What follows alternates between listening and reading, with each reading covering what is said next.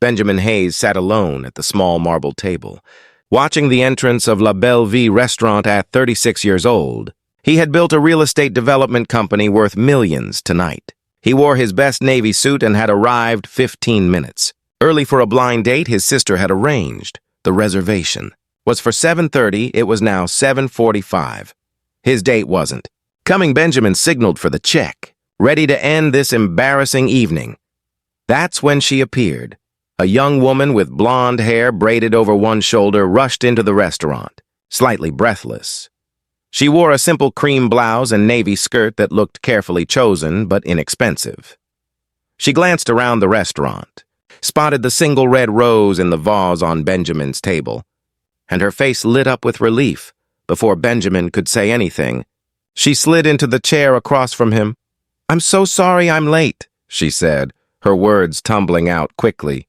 "The bus broke down and I had to walk 6 blocks in these shoes." She gestured to her simple flats. "I was terrified you'd leave." Benjamin opened his mouth to explain her mistake. Then he paused. He looked at this woman who was smiling at him with genuine warmth, who had rushed to be here, who seemed nervous but hopeful. His actual blind date had stood him up without even a text message.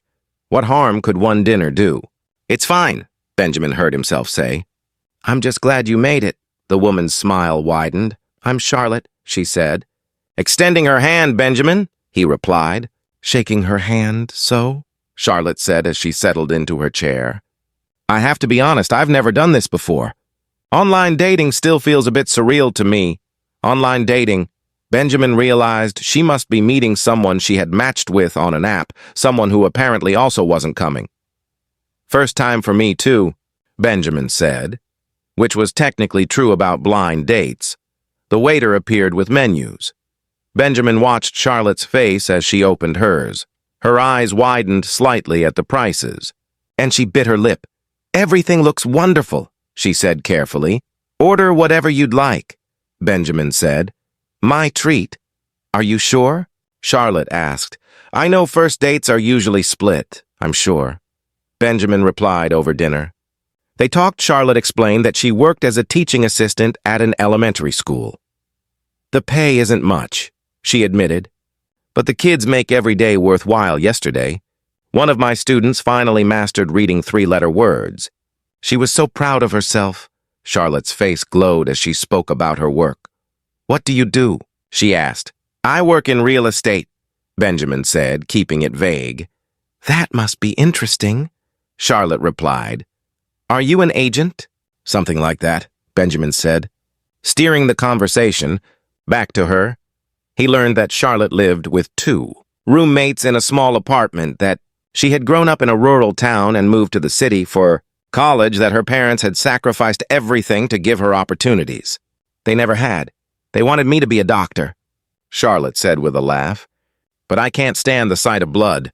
Teaching was my compromise. Do you regret it?" Benjamin asked. "Never," Charlotte said firmly. "I make a difference every day. That's worth more than any salary." Benjamin found himself captivated. Charlotte was genuine in a way he hadn't encountered in years. She asked him questions and actually listened to his answers. She laughed at his jokes without pretense. She seemed completely unaware of or uninterested in impressing him. As the evening progressed, Benjamin felt guilt gnawing at him. He should tell her the truth, that they weren't actually matched online, that she had sat at the wrong table. But every time he tried to bring it up, Charlotte would say something that made him laugh, or share something that made him think, and the words died in his throat after dessert. Charlotte insisted on splitting the bill. "I can't let you pay for everything," she said. "Please," Benjamin replied. "I asked you to dinner." That was a lie, but it felt true in spirit. Outside the restaurant, they stood on the sidewalk. "I had a wonderful time," Charlotte said. "I was so nervous about tonight." "But you made it easy." "So did you," Benjamin said honestly. Charlotte hesitated. "Would you like to do this again?" she asked. Benjamin knew he should come clean, but he found himself nodding. "I'd like that very much." They exchanged phone numbers. Charlotte's was written on a piece of paper torn from a small notebook she carried in her purse as Benjamin watched her walk toward the bus stop. He felt like he had just made either the best or worst decision of his life over the next few weeks. They saw each other regularly, coffee dates, walks in the park, a movie at the discount theater Charlotte insisted they attend. Benjamin was careful to suggest modest activities. He told himself he was protecting Charlotte from feeling uncomfortable. Really, he was protecting himself from having to explain his deception. Charlotte was unlike anyone he had ever dated. She packed picnic lunches and knew. All the free museums in the city, she talked about her. Students with endless affection, she never once asked about his work beyond polite interest. One evening, Charlotte invited Benjamin to her apartment for dinner. It was small and filled with second-hand furniture, but warm and welcoming. Her roommates tactfully disappeared for the evening. Charlotte cooked pasta with homemade sauce. "I'm not much of a chef," she apologized. "But it's filling. It's perfect," Benjamin said, and meant it after dinner. They sat on her worn couch drinking tea. "Can I tell you something?" Charlotte asked. "Of course. I really like you, Benjamin," she said. "More than I expected to like someone I met online." Benjamin's stomach dropped. "Charlotte, I need to tell you something," he began. His phone rang. It was his business partner with news about a major deal that was falling apart. Benjamin excused himself to take the call. 20 minutes later, he had to leave to handle the crisis. "I'm so sorry," he said to Charlotte. "Work emergency."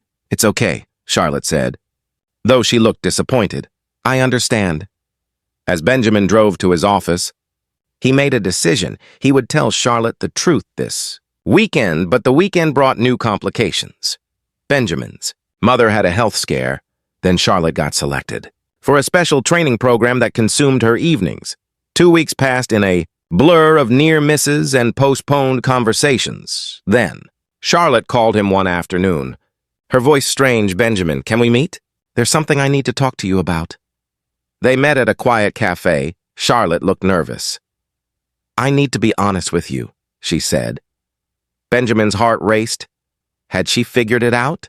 "I haven't been completely truthful," Charlotte continued. "When we matched online, I used photos that were 2 years old. I was worried you wouldn't be interested if you saw current ones. I've gained weight since then, and I thought..." She stopped. Tears forming in her eyes, Benjamin reached across the table and took her hand. "Charlotte, you're beautiful," he said, "and that's not what matters anyway." "There's something else," Charlotte said. "I'm not really looking for something casual. I know that's what a lot of people want. But I'm 28 and I want something real. Someone I can build a life with." She looked at him directly. "Is that what you want too?" Benjamin felt the weight of his deception crushing down on him. "Charlotte, I need to tell you something," he said. "And I should have told you from the beginning." He took a deep breath. "We didn't match online." Charlotte blinked. "What?" "That first night at La Belle Vie, you sat at my table by mistake," Benjamin explained. "I was there for a blind date who stood me up. You were there for someone who apparently did the same to you. And you sat down before I could say anything." Charlotte pulled her hand away. "You lied to me." "I didn't mean to at first," Benjamin said quickly. "And then I got to know you and I didn't want to ruin it. I kept meaning to tell you, but the timing was never right." "The timing was never right?" Charlotte repeated, her voice rising. "Benjamin, we've been dating for 6 weeks. When exactly would have been the right time?" "You're right," Benjamin said. "There's no excuse. I'm sorry, Charlotte." "I'm so sorry." Charlotte stood up. "I need to go. Please, let me explain." "You just did," Charlotte said. "You let me believe something that wasn't true. You let me share things with you, trust you, all while knowing our entire relationship was based on a mistake you never corrected." She grabbed her purse. "Don't call me." Benjamin sat in the cafe long after she left, staring at his untouched coffee. The next few days were the worst of his life. He tried calling, but Charlotte didn't answer. He sent texts that went unreturned. Finally, he showed up at her school. Charlotte's face went pale when she saw him waiting by her car. "What are you doing here?" "I need to talk to you," Benjamin said. "I asked you not to call," Charlotte replied. "I know, and I'm sorry, but I need you to hear me out, just 5 minutes. And then if you want me to leave, I'll go and I won't bother you again." Charlotte crossed her arms. 5 minutes. "Everything I told you about myself was true," Benjamin began. "My feelings for you, the way you make me laugh, how much I admire your dedication to your students. All of that was real.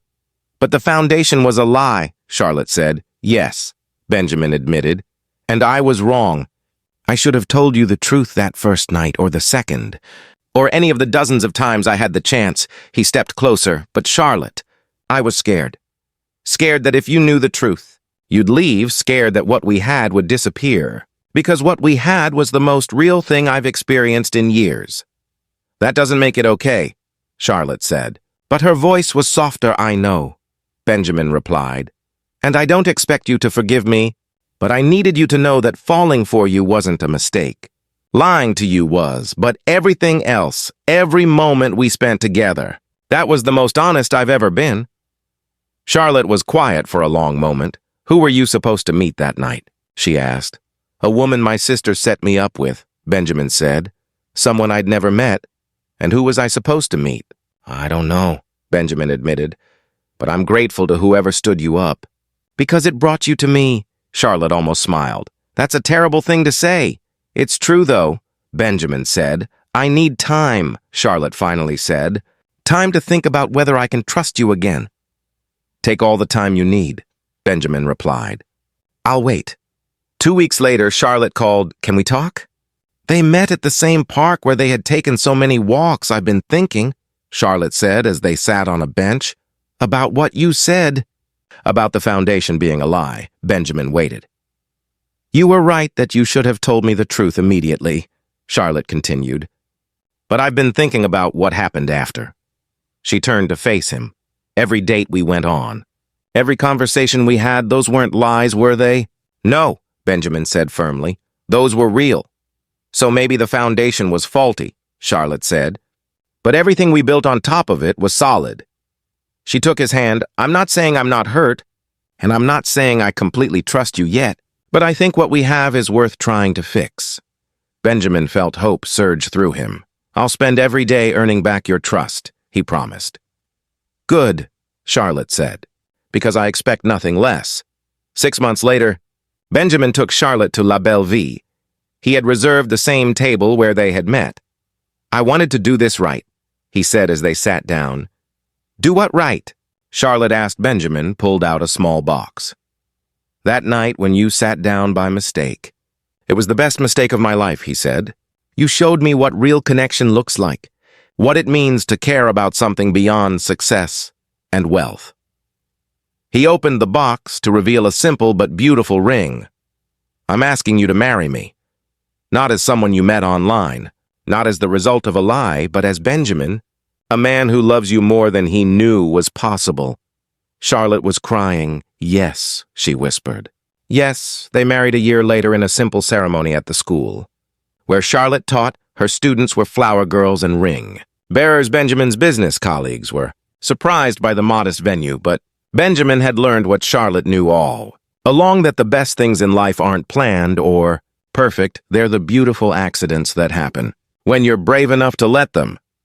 Sometimes the wrong table is exactly the right place. Sometimes a mistake becomes the best decision you never meant to make, and sometimes the person you weren't supposed to meet becomes the one you can't imagine living without. If this story touched your heart, please like, share, and subscribe. Leave a comment about a time when a mistake led you to something wonderful.